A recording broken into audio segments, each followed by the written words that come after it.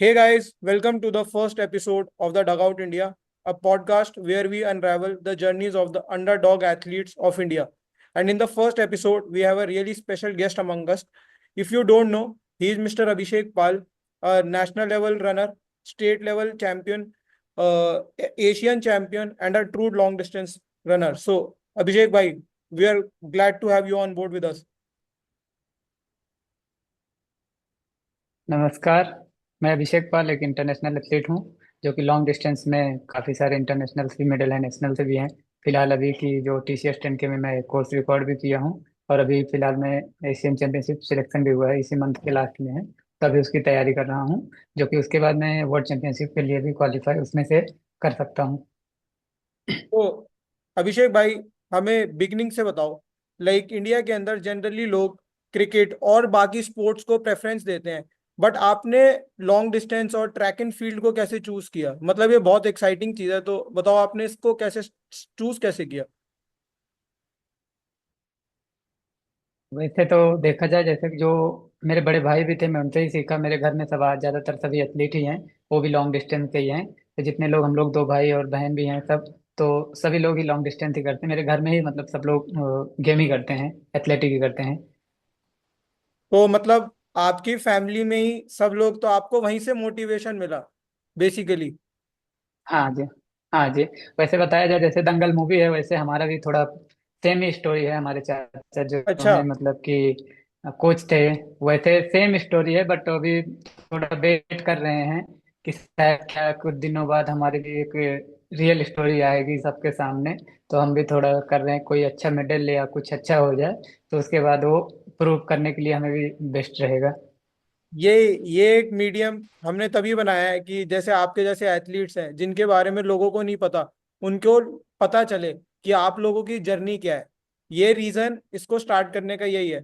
तो आपने जैसे बोला कि दंगल की तरह है, तो मतलब आप भी फिर मेडल का वेट कर रहे हो? हाँ, तो फिलहाल अभी कोई एक इंटरनेशनल मेडल अच्छे से आ जाए ताकि लोगों को हम प्रूव कर सके कि मतलब एक रियल स्टोरी भी है। वैसे क्या, वैसे बहुत सारी चीजें दिखाते हैं लोग, बट एक रियल में अच्छा मेडल आ जाएगा। वैसे ओलंपिक्स हो गया, वर्ल्ड चैंपियनशिप हो गया, कॉमनवेल्थ, एशियन गेम, तो हम ताकि लोगों को और प्रूव कर सकें कि कोई इंसान भी कुछ भी कर सकता है। मतलब ऐसा कुछ नहीं है कि वो लोग रेसलिंग में किए, हम लोग एथलेटिक में करेंगे, बहुत सारे लोग क्रिकेट में करते हैं। क्रिकेट में? बहुत ऐसी चीजें हैं जो कि हम लोग भी कर सकते हैं। मैं आपकी स्टोरीज, आपको मैं मतलब बहुत टाइम से फॉलो कर रहा हूँ इंस्टाग्राम पे, और मैं देखता रहता हूँ कि आप अलग अलग तरीके की ट्रेनिंग करते रहते हो। तो देख के और आपके हार्ड वर्क को देख के पता चलता है कि आप बहुत जल्द इंडिया के लिए एक इंटरनेशनल लेवल पर मेडल लाओगे। हाँ, वो ऐसे तो देखो, मैं लास्ट ईयर जैसे ओलंपिक की भी तैयारी कर रहा था, तो मुझे US में था तो फ्रैक्चर हो गया था मेरा पैर, तो उससे हम्म। रिकवर होके अभी मैं फिलहाल फिर से कम बैक किया हूँ। तो जिससे मैं अभी एशियन चैंपियनशिप सिलेक्शन हुआ है और उससे वर्ल्ड चैंपियनशिप भी होगा। अब वही तो नेक्स्ट ईयर एशियन गेम्स है, कॉमनवेल्थ है, और 2028 में ओलंपिक्स है, तो उसकी तैयारी है अभी। ऐसा कोई पर्टिकुलर मोमेंट आपके लाइफ में रहा होगा जब आपको रियलाइज हुआ कि ये सिर्फ एक हॉबी नहीं है आपके लिए, मतलब आप इसमें अपना पूरा करियर बनाना चाहते हो? उसके बारे में बताओ। वैसे जैसे हम लोग गांव में जब थे तो हम लोग को उतना कुछ पता नहीं था। जो हमारे अंकल हैं वही पूरा मतलब गाइड किए कैसे कैसे करना है और गेम में क्या करियर है। तो हम लोग को क्या, वैसे ही गांव में खेलते कि कभी क्रिकेट कभी कुछ भी, ऐसे छोटे मोटे जो गेम हमें लोग को पता था। तो इतना हम लोग को नहीं पता था कि एथलेटिक इतना पॉपुलर होगा या इतना आगे इसका स्कोप है। अगर हम अच्छा मेडल लाते हैं तो बहुत सारा स्कोप है। जैसे अभी नीरज भाई ने भी देखो ओलंपिक में मेडल लाया, तो लोग सब जानते हैं उनको। तो वैसे हम लोग भी रनिंग में सोच रहे हैं खुद। मतलब क्रिकेट में तो सभी लोग सभी को जानते हैं, तो एक तभी तो। अलग फील्ड में जाना वो हमारे लिए बहुत इंपॉर्टेंट है। मतलब अलग से कुछ करके दिखाने, जैसे कभी कोई नहीं सोचता होगा कि ओलंपिक में नीरज भाई का मेडल आएगा। जो कि हम, नीरज भाई हमारे साथ के ही हैं, हम लोग सब साथ के ही हैं। तो अभी नीरज भाई के आ सकता है, तो हम कोशिश करते हैं हमारा भी आएगा, या हमारा नहीं भी आया तो जो हमारे से नीचे पीढ़ी आएगी वो तो कम से कम हम फाइट करेंगे, तो वो ट्राई करेगी कि भाई साहब ने इतना ट्राई किया है, ओलंपिक में फाइट किया है, तो वो जनरेशन जो नीचे हमसे आएगी वो, ताकि आने वाले टाइम में मेडल लेके आए। जैसे फिलहाल आपको पता ही है ओलंपिक 2036 में अपने यहाँ ही होने वाला है, हम्म। इंडिया में ही। तो ताकि अभी से ही हम लोग फाइट करेंगे तो उसमें, ताकि कि अपना मेडल आए इंडिया का। ये आपने बहुत अच्छी बात बोली कि मतलब आप लोग, नीरज भैया, आप लोग सब एक साथ से हो। आप लोग जीतने की ट्राई कर रहे हो नीरज भैया को देख के, और यंग एथलीट जो हैं वो बहुत इंस्पायर हुए हैं और डिफरेंट डिफरेंट स्पोर्ट्स में। आप हो, आप लोग अगर नहीं भी जीत पाते फॉर एग्जाम्पल, तो आप लोग एक कॉर्नर स्टोन लगा रहे हो फ्यूचर जनरेशन के लिए, कि जो आए उनके लिए एक इंस्पिरेशन हो। और हमारा गोल शॉर्ट टर्म में मेडल जीतना नहीं, हमारा विजन ये है कि लॉन्ग टर्म में हम इंडिया के लिए बहुत ऐसे एथलीट्स लाएं जो आने वाले ओलंपिक्स में और मेडल जीते। धीरे धीरे हमारी मेडल्स की टैली बढ़ रही है, इस साल भी बढ़ी। हर साल हम लोग देख रहे हैं कि नए नए स्पोर्ट्स में एथलीट्स और आगे आ रहे हैं, शूटिंग में, फिर क्या कहते हैं, इस साल हमने देखा बैडमिंटन में लक्ष्य सेन। तो लोग आ रहे हैं, तो वो बहुत इंपॉर्टेंट है। वही वही मैं बताना चाह रहा था। जैसे अपना साइना नेहवाल थी, देखो उस टाइम हम्म। उसने इतना फाइट किया तो ताकि इजिली हो गया। जैसे पीवी सिंधु का भी मेडल आया, अभी हम्म। लक्ष्य सेन ने भी बहुत अच्छा किया, मैं भी पूरा मैच देखा था। बट ठीक है, अभी जो जनरेशन है वो तो ये सोचे कि यहाँ तक ये लोग लड़े हैं तो हम मेडल के लिए क्यों ना लड़े। क्यों ना लड़े। क्योंकि मेरा जो मेन है, मैं ऐसी जगह से ट्रेनिंग करके आया हूँ जो कि बोलते हैं केनिया। हम्म। रनिंग का वो किंग है वो लोग। तो वहां पे करके आए हैं, वहां पे लोगों को देखा हूँ कि वो लोग कैसे ट्रेनिंग करते हैं, कैसे हार्ड वर्क करते हैं, कैसे ओलंपिक में मेडल लेके आते हैं। तो हमारा फिर माइंड सेट बहुत इंपॉर्टेंट है, जो मेन जरूरी है माइंड सेट। माइंड को ही चेंज करना है और बाकी कुछ नहीं है। करने को हम भी कुछ कर सकते हैं। तो भैया जैसे आपने अभी बताया कि आप run king of running, basically Kenya से आप अभी ट्रेनिंग करके आए हो। मैं देखता हूँ आपने इंडिया में भी ट्रेनिंग करी है, आपने यूएस में आप थे लास्ट ईयर, फिर आप कनाडा, आपने मतलब अक्रॉस द वर्ल्ड आप ट्रेनिंग कर चुके हो। तो आपको क्या डिफरेंस लगता है हमारी ट्रेनिंग में और उनकी ट्रेनिंग में, कि डिफरेंस ये है इस वजह से they are ahead of us, मतलब आपको क्या लगता है, और क्या चेंजेस करने चाहिए हमारे फ्यूचर बेटर करने के लिए एथलीट्स का ट्रैक एंड फील्ड और रनिंग में। जैसे अभी क्या है फिलहाल जो है ना, जो हमारा इवेंट है लॉन्ग डिस्टेंस है, इसमें लॉन्ग टर्म प्लानिंग होती है। मतलब जैसे मैं खुद बता रहा हूँ, 13 साल से मैं नेशनल में ही मेडल दे रहा हूँ हम्म। फिलहाल। तो अभी ऐसे शॉर्ट टर्म नहीं रह गया। तो आपको अगर लॉन्ग डिस्टेंस करना है या जो भी करना है, लॉन्ग टर्म प्लान बना के ही करना पड़ेगा। तो ये प्रोसेस है, मतलब आप ट्रेनिंग 1 साल 2 साल 3 साल करोगे तो आपको सक्सेस मिलेगी, मतलब एक अच्छे लेवल पे। तो जो मैं देखा हूँ मेन अपना इंडिया में क्या प्रॉब्लम थोड़ा है, क्लाइमेट का है। हमारा लॉन्ग डिस्टेंस थोड़ा क्लाइमेट का ही होता है। तो जो बाहर जो ट्रेनिंग के लिए जाते हैं वहाँ क्लाइमेट वगैरह अच्छा है, सब कुछ अच्छा है, तो हम लोग वहाँ रेसेस भी अच्छी करते हैं।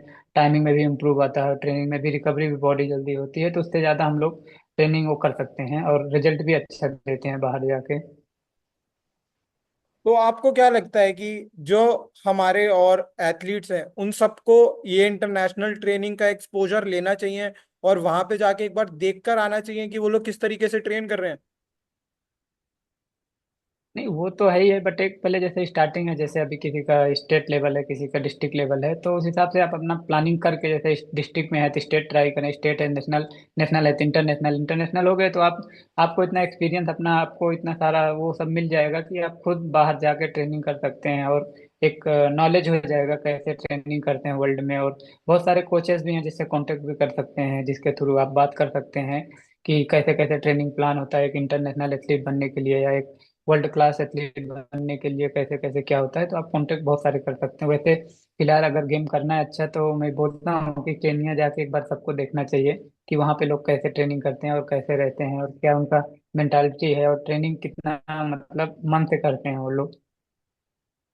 तो we are coming from a small town, आपके लिए कितना टफ था to make it to the big stage. आप लाइक इट्स नॉट इजी, क्योंकि इसमें बहुत मॉनेटरी खर्चे होते हैं जाने के आने के, और लाइक एक छोटे गांव से उठ के आना, और इतने इंडिया को एशियन में, एशियन गेम्स में मेडल जिताना, चैंपियनशिप जीतना और मेडल जीतना इंडिया के लिए, like how tough it was for you, क्योंकि ये जर्नी आसान नहीं रही होगी आपके लिए, तो थोड़ा उसके बारे में बताओ। जर्नी तो ऐसे बताया जाए, हर एक एथलीट की एक जर्नी होती है जो बहुत हार्ड होती है। वही है, किसी की जो रिजल्ट देता है उसकी जर्नी छप जाती है, लोग जानने लगते हैं। बाकी सभी लोग हार्ड वर्क करते हैं, और बहुत सारे एथलीट हैं जो बहुत ट्रेनिंग और बहुत सारे सब अपने लेवल पे बहुत हार्ड वर्क करते हैं। किसी का जो सक्सेस हो गया उसकी लोग स्टोरी जानने लगते हैं कि हाँ ऐसा ऐसा है। बाकी आप अगर आप मन में ठान लिए कि हमें ये करना है, तो आपको कुछ न कुछ रास्ते मिलते जाएंगे। मतलब जो हम लोग का था, जब मैं पहले था तो बहुत टैलेंटेड नहीं था, जूनियर में उतना अच्छा नहीं था। तो अभी सीनियर लेवल पे धीरे धीरे आके मैं देखो एक इंटरनेशनल तक, जो हमारे साथ थे बहुत सारे एथलीट थे जो बहुत टैलेंटेड थे, आज वो बेचारे मतलब कहीं पे नहीं, मतलब गेम शायद छोड़ दिए। और हम हमारे में भी शायद बहुत टैलेंट होता या जो भी कुछ होता तो मैं भी शायद छोड़ देता। इतना नहीं कर पाता। तो आपने जैसे अभी तक गिव अप नहीं किया, आप अभी भी कोशिश कर रहे हो और आपका पूरा ट्राई है कि आप इंडिया को मेडल जिताओ। तो आप इस टफनेस को लाइक कि मतलब इस सिचुएशन को आप डील कैसे करते हो, आपकी मेंटालिटी क्या रहती है जब आपकी, क्योंकि एक कॉन्स्टेंटली कोशिश करते रहना, एक पॉइंट पर किसी को लगता है यार कि अब मैं गिव अप कर दूं, अब नहीं हो रहा, बिकॉज लाइक एक किसी का बॉइलिंग पॉइंट आता है कि जब उसे लगता है कि अब बस अब छोड़ देता हूं, बट आप अभी भी गिव अप नहीं कर रहे। सो लाइक आप इसमें अपनी मेंटालिटी को कैसे शेप करते हो और कैसे मतलब रिजल्ट के बारे में ना सोच के ट्रेनिंग कर रहे हो कि एक ना एक दिन तो मैं जीतूंगा, आप मतलब कैसे कर रहे हो ये? वही मैं बताया था भी, एक शायद मेरा भी एक वीडियो किए थे बहुत सारे लोग, वो थोड़ा सा वायरल तो हुआ था, जिसमें बताया था एज को लेके बहुत सारे लोग बोलते थे भाई साहब आपका एज हो गया है, आप छोड़ दो गेम, अब नहीं हो पाएगा। तो वो सब चीज़ें हमें बहुत मोटिवेट भी करता है जब लोग हमसे उम्मीद छोड़ देते हैं। मेरा जो मतलब मेरा मोटिवेशन है कि जब हमसे उम्मीद लोग छोड़ देते हैं कि ये नहीं कर पाएगा, ये ऐसा हो गया वो ऐसा हो गया, तब मुझे और थोड़ा ये करने का जुनून आता है, मतलब कि मुझे करना चाहिए, लोगों को मतलब दिखाना चाहिए। और जो कि मैं बताया ना केन्या में था, वहाँ पे ऐसे ऐसे लोग हैं जिसकी 40 साल एज हो गई है, 42 साल एज हो गई है, अभी तो हमारी 30 भी नहीं हुई है, 28 29 ही है। वो लोग भी गेम कर रहे हैं, एक वर्ल्ड क्लास के कर रहे हैं, जिसको बोलते हैं कि मैराथन के किंग किपचोगी भी अभी देखो 42 ईयर्स का हो गया अभी, फिर भी अभी London last Sunday London marathon में 5th पोजीशन है। फिर भी वो लोग भी नहीं छोड़ रहे हैं, वो भी ट्राई कर रहे हैं वर्ल्ड रिकॉर्ड ब्रेक करने का फिर से। तो उन लोग से भी मैं बहुत सारी चीजें सीखा हूँ। और हमारा थोड़ा सा इंडियन का मेंटालिटी है कि आपका एज हो गया है, आप गेम छोड़ दो, और ये है वैसा है ऐसा है, ये सब चीजें मैं इग्नोर कर देता हूँ।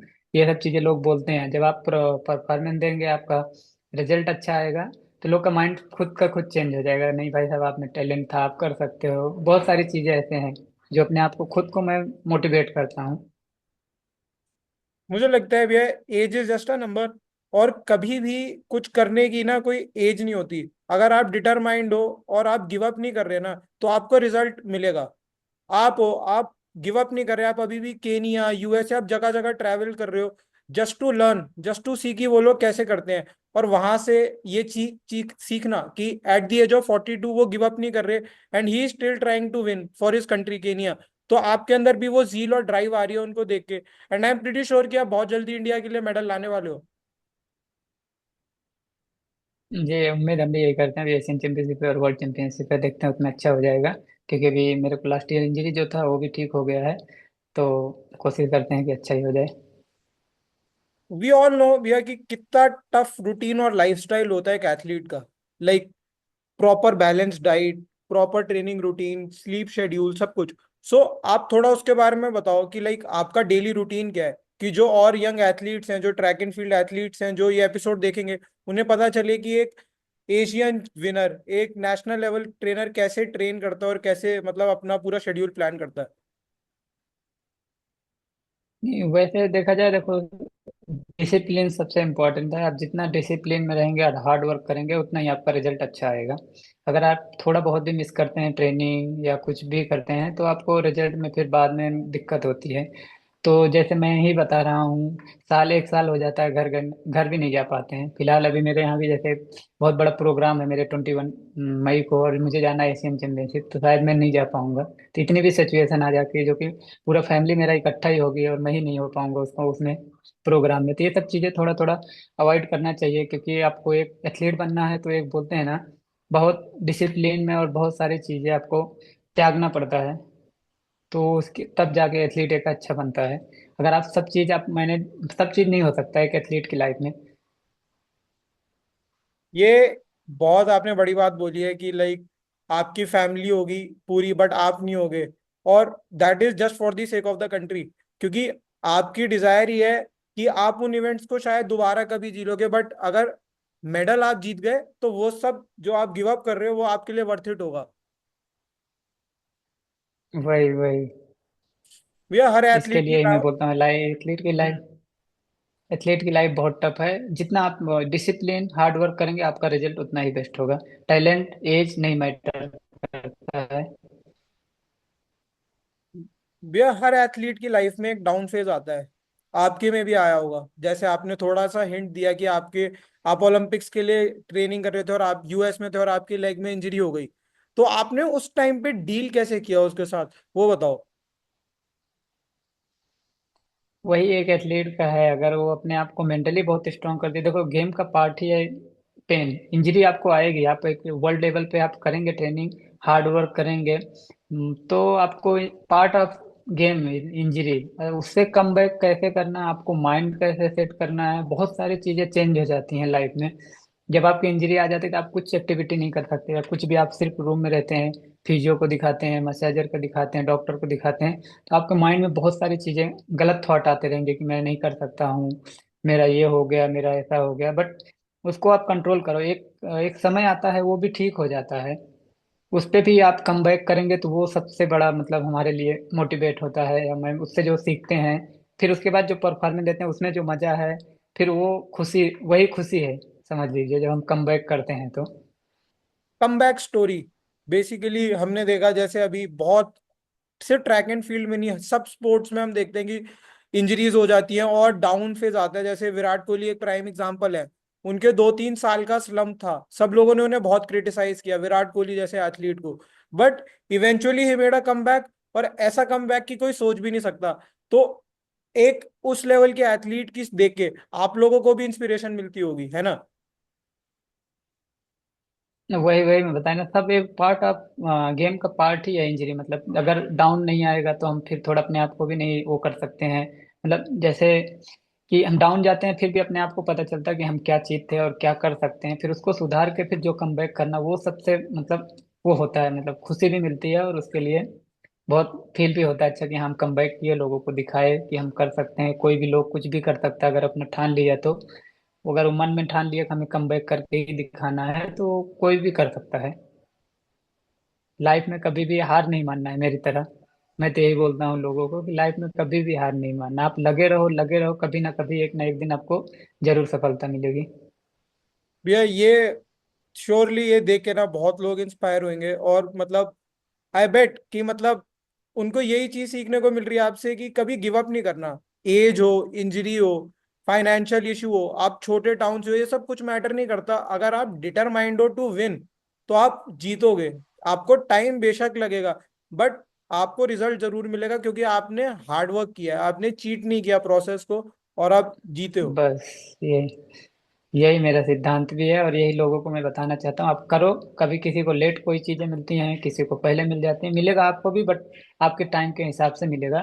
जब आपको ये चाहिए रहेगा तब ऊपर वाला जरूर दे देगा, बस आप अपना काम अच्छे से करते रहो, प्रॉपर ढंग से, प्रॉपर वे में। भैया इंजरी के टाइम पे मेंटालिटी बहुत मैटर करती है।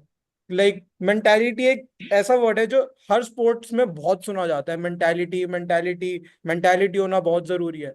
तो जब आपकी इंजरी होती है या आपका डाउन फेज चल रहा होता है, उस टाइम पे आपकी मेंटालिटी क्या होती है, मतलब आपके दिमाग में क्या चल रहा होता है? बस यही चलता है। तो पार्ट ऑफ किसी भी एक अच्छे वर्ल्ड क्लास एथलीट या बहुत सक्सेसफुल एथलीट के पास आप जाएंगे, जब बात करेंगे ना, तो उसके भी लाइफ में यही फेस देखने को मिलता है, तब वो एक बहुत आगे एथलीट जाता है। मतलब ऐसा कोई एथलीट नहीं है जिसका डाउन ना हुआ हो परफॉर्मेंस, या इंजरी ना हुई हो और बहुत ऊपर लेवल पे चले गए हों। ऐसा कोई एथलीट भी नहीं है या कोई भी इंसान भी नहीं है जो अपने लाइफ में बहुत ऐसा दिन ना देखा हो, मतलब जब उसका वो सोचते हैं कि अब खत्म हो गया या सब कुछ जो भी कुछ है उसका वो करियर खत्म हो गया, फिर उसके बाद जो उठता है वो असली एथलीट वही कहलाता है, या असली इंसान। मूवी टाइप, मतलब बायोपिक टाइप एंडिंग यही होती है। हाँ जी। किसी भी भैया सक्सेसफुल किसी भी इंसान के पास जाएंगे उसकी भी एक स्टोरी होती है, हर एक स्टोरी इंसान होगी। की एक स्टोरी होती है। उससे आप बैठ के बात करेंगे, हर एक उसके लाइफ में भी बहुत सारे ऐसे वो हुए होंगे जिससे मतलब वो कि करियर खत्म हो गया, लाइफ खत्म हो गया, फिर उसके बाद उसका स्टार्ट होता है, वहां से वो बताएगा कि दोबारा यहाँ से, से स्टार्ट हुआ तब मेरा लाइफ बना है। जी। मतलब भैया हर एक एथलीट मुझे लगता है कि एक टाइम पे टॉप पे जाता है, फिर वो दोबारा डाउन आता है, बट फिर वो दोबारा वहां से जब जीरो से स्टार्ट करके दोबारा करता है, वही एक्चुअली एथलीट है। वही है, और उससे भी और आगे जाता है। वो सोचता है, जैसे उससे मैं भी आगे सोचता हूँ जाता मतलब कि ओलंपिक खेल लूँ, बट ओलंपिक ओलंपिक खेलने के लिए मुझे बहुत सारे इंजरीज भी आए, और ये है शायद क्या पता मुझे, मतलब मैं इतना वर्क कर रहा हूँ और हार्ड वर्क करूँ ताकि मेडल ला सके। मतलब मेरा है। टारगेट क्या पहले मेंटालिटी था कि ओलंपिक खेल लूँ, और अभी क्या है, अभी मतलब अभी फिर से कम बैक करके कि हम शायद क्या पता ओलंपिक में मेडल लेके आ सकते हैं। तो ये होता है, जैसे एक एग्जाम्पल मैं बताता हूँ, जैसे 2020 में अपना ओलंपिक था, तो उससे पहले नीरज भाई को भी मतलब इंजरी थी, तो शायद वो क्वालिफाई भी नहीं कर पाए थे एल्बो में। देखो, एक साल पोस्टपोन्ड हो गया था ओलंपिक, फिर उसके बाद नीरज भाई ने कम बैक किया था, उसको इंजरी ठीक करा के, और फिर देखो गोल्ड आ गया। शायद वो 20 में होता तो गोल्ड मेडल भी नहीं आता। तो लाइफ में कभी हार नहीं मानना है, मेरा सिद्धांत यही है कि कभी भी किसी भी मोमेंट में आपका कुछ भी हो सकता है, बस आप अपना काम करते रहो अच्छे से बस। जो हो रहा है, आपका ये मानना है कि जो हो रहा है वो अच्छे के लिए हो रहा है, चाहे अगर आपका भी एक सेटबैक भी आया है तो मे भी उसके पीछे एक लॉन्गर गोल हो, एक लॉन्गर विजन हो कि जो शायद आप अचीव कर पाओ। अभी तक आपका टारगेट था ओलंपिक्स के लिए क्वालिफाई करना, बट शायद अब आपको रियलाइज हो रहा है कि जो ये वेटिंग पीरियड है आपका ओलंपिक्स में जाने के लिए, वो इसलिए हो कि आप सीधा सिर्फ क्वालिफाई ना करो, आप इंडिया के लिए सीधा मेडल लाओ, आप सीधा पोडियम पे खड़े हो। जी जी। मैं वही वही शायद जो नहीं भी हुआ, शायद मैं जाता खेल के आ भी जाता तो भी मैं फिर शायद गेम भी ना कर पाता। जो भी है लाइफ में अपने पॉजिटिव वे में लेना है। शायद मुझे लास्ट ईयर नहीं जा पाया, जाता पार्टिसिपेट करके आता, बस मैं ये बोलता कि ओलंपिक खेला हूँ। शायद ऊपर वाला भी कुछ किया होगा कि अभी तुम और हार्ड वर्क करो, शायद तुम मेडल ला सकते हो बहुत अच्छा, और उससे बेटर रिजल्ट दे सकते हो आप। तो इसके लिए भी कुछ चीजें जो लाइफ में होती हैं उसको आप पॉजिटिव वे में लो। एग्जाम्पल मैं अभी छोटा सा दिया है, नीरज भाई का शायद 20 में ओलंपिक होता तो नहीं उनका मेडल आता, 21 में हो गया, देखो सीधे ही गोल्ड आ गया। सीधा ही गोल्ड आ गया। भैया, हम सब जानते हैं और सुनते हैं पॉलिटिक्स के बारे में स्पोर्ट्स कल्चर में, लाइक स्पेशली इंडियन लेवल पे। और जो दूसरे मतलब इतने फेमस स्पोर्ट्स नहीं है, जैसे ट्रैक एंड फील्ड है और इतने सारे स्पोर्ट्स हैं, उनमें हम बहुत सुनते हैं पॉलिटिक्स के बारे में। तो आपको क्या लगता है, आपके स्पोर्ट में भी पॉलिटिक्स है? और लाइक आप लोग उस चीज से कैसे डील करते हो? पॉलिटिक्स कुछ नहीं, पॉलिटिक्स वगैरह हमारे माइंड के ऊपर डिपेंड है। आप अगर आप अपना रिजल्ट दे रहे हो तो उतना मैटर कुछ नहीं करता, क्योंकि हम एथलेटिक हमारा एक ऐसा गेम है, आप अपने आप को प्रूव करते हो कि हाँ मैं क्वालिफाई टाइमिंग किया हूँ या जो भी कुछ है। तो आपको श्योर है कि आपको लोग भेजेंगे। अगर हम माइंड में ठान लिए कि हमारे साथ पॉलिटिक्स कर रहे हैं, हमारे साथ ये हो रहा है, हमारे साथ हो रहा है, तो शायद मैं उसमें ही मेरा माइंड भी डिवाइड हो जाएगा कि हाँ ऐसा ही हो रहा है। तो ये सब चीजें ना सोचते हुए मेरा सिद्धांत है, आप अपना काम करो, सब अच्छा ही होगा। मतलब ये एक मतलब सोच की चीज है। अगर हम सोचेंगे कि हमारे साथ गलत हो रहा है तो हमारे को हर चीज ही गलत लगेगी। बट लेकिन अगर हम सोचेंगे कि हाँ हम कुछ कर रहे हैं तो हमें उसका फल मिलेगा ही, तो हमें वो मिलेगा ही, हमें कोई रोक नहीं सकता, क्योंकि रिजल्ट सबका सबके सामने होगा। वही वही चीज है, हमारा टीम गेम है नहीं। पॉलिटिक्स वगैरह हर जगह है, बस आप अपने आप को बेस्ट करो, आप अपना बेस्ट करते रहो, हर जगह आपको सब मिल जाएगा। अगर हम वही सोच लिए मेरे साथ ऐसा हो गया, मेरे साथ वैसा हो गया, तो हमारा बॉडी और माइंड जो हम सोचते हैं वही से ही काम करता है। फिर ना ट्रेनिंग अच्छे से कर पाएंगे, ना जो कंपटीशन है उसमें अच्छा कर पाएंगे, क्योंकि हम पहले ही ठान लेते हैं कि हमारे साथ पॉलिटिक्स हो जाएगी, हमारे साथ चीटिंग हो जाएगी, जो भी कुछ चीजें हैं, तो वो सब नहीं सोचना है कभी भी। जब तक आपका फाइनल रिजल्ट ना आ जाए कि हम हमें करना है, हमें करके ये दिखाना है, हमें ये टाइमिंग बीट करना है, या हमें ये मेडल लेके आना है, तो वो आप उस पर फोकस करो, तो आपका बॉडी आपका माइंड सब एक उसी टाइम उसमें वे में जाएगा कि हाँ हमें कुछ करना है। सही कह रहे हो भैया। Last but not the least, मेरा आपसे एक क्वेश्चन है कि आपका लॉन्ग टर्म गोल क्या है, मतलब आपका फ्यूचर विजन क्या है? आप उसके बारे में लोगों को बताओ कि मेरा टारगेट ये है और ये मैं अचीव करूंगा, और ये करने के बाद मैं दोबारा वापस आऊंगा, और तब एक कंप्लीट स्टोरी होगी मेरी यहाँ पे भी बताने के लिए कि मैं बोल के गया था कि ये होगा देखो और वो हुआ है। और मेरे को भरोसा है आप जो बोलोगे वो होगा, क्योंकि हर मैं वो क्लोजली फॉलो कर रहा हूँ और मैं देख रहा हूँ आपका जो हार्डवर्क है वो मेरे लिए एक इंस्पिरेशन है, और जो लोग इस एपिसोड को देखेंगे उनके लिए इंस्पिरेशन है। मैं सच बता रहा हूँ, मेरा थोड़ा डाउन फेज चल रहा था, बट मैं आपके साथ पिछले 6-7 महीने से टच में हूँ। आपकी स्टोरी देख के, आपसे सुन के, आपसे बात करके मुझे इतनी मोटिवेशन मिली है कि वो और लोगों को भी मिलेगी। तो बताइए। जी जी जरूर। बाकी देखो, हर एक एथलीट का एक सपना होता है देश के लिए अच्छा मेडल लेके आए, जिससे लोग मतलब दोस्तों कि हाँ देश के लिए कुछ किया है। मतलब मैं भी गेम में से पहले यही सोच चाहता हूँ कि ऐसा कुछ मेडल लेके आऊँ देश के लिए, ताकि जब भी जहाँ पे भी मैं जब तक जिंदा रहूँ तब तक लोग सोचे कि हाँ कोई एक एथलीट था जो देश के लिए मेडल लाया था। हर एक आदमी का सपना होता है, हर एक एथलीट का होता है कि वो ओलंपिक में मेडल आए, ओलंपिक खेले, जो भी है। तो अपना भी यही एक टारगेट है कि मतलब एक अलग ही कुछ करने का, मतलब जैसे देखो मिल्खा सिंह भी किए थे, नीरज चोपड़ा भी किए, पीटी उषा, बहुत सारे एथलीट हैं जो मतलब किए कि लोग आज जानते हैं उनको। देश के लिए कुछ करके करना है तभी गेम छोड़ना है। भैया मैं आपको एक चीज में करेक्ट करूंगा। आप गेम को कभी नहीं छोड़ सकते और ना गेम आपको कभी छोड़ सकता।